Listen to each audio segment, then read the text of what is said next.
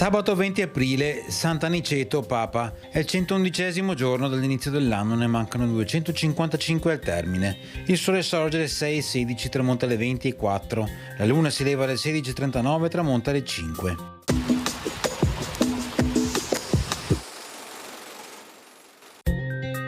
Una deputazione di Brescia depone il gonfalone della città nella Basilica di San Marco, giurando fedeltà e obbedienza alla Repubblica di Venezia.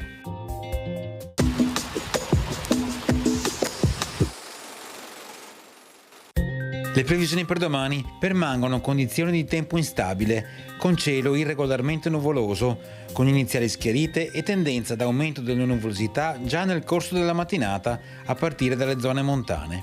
Precipitazioni: aumento della probabilità di precipitazione dalle ore centrali a partire dai settori montani.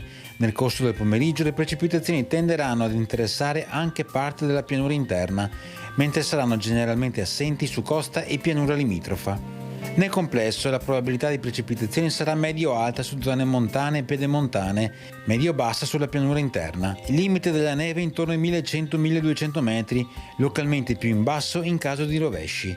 Temperature minime senza notevoli variazioni, massime in calo su settori montani, pedemontani e su parte della pianura interna, stazionari altrove.